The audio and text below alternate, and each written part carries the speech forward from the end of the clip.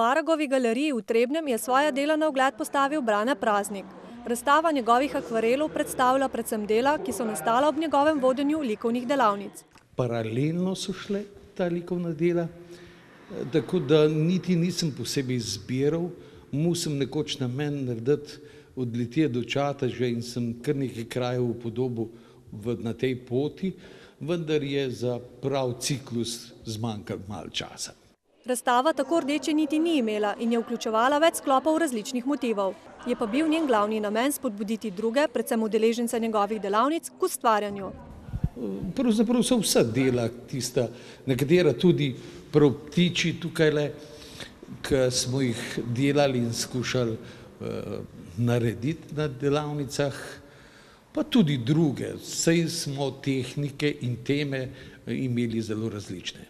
Ja, tu so krajine, tihožitja, bom rekel, različna tihožitja, zaznave, ki mi poseben pečat dajejo na nekih trenutkih. Krajina itak mi je pri srcu, podeželje naše, mi je tudi vse zidanice, stare, na pol podrte, tudi hiše na pol podrte. To je tudi neki etnološki zapis.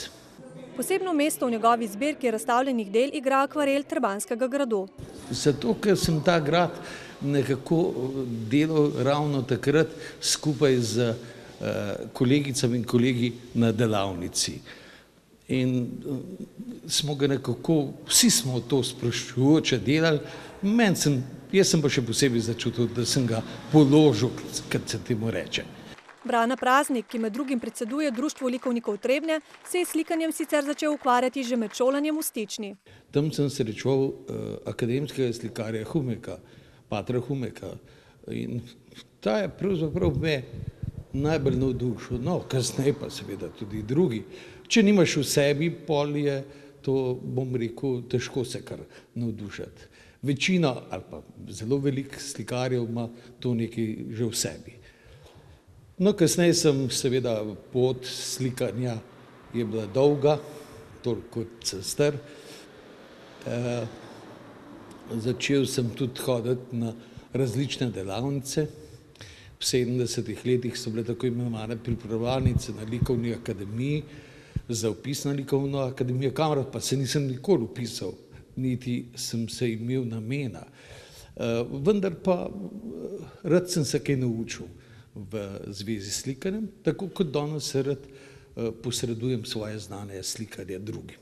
Tako je v Trebnjem pripravil že kar nekaj delavnic, usmeril pa se je predvsem v poučevanje akvarelov.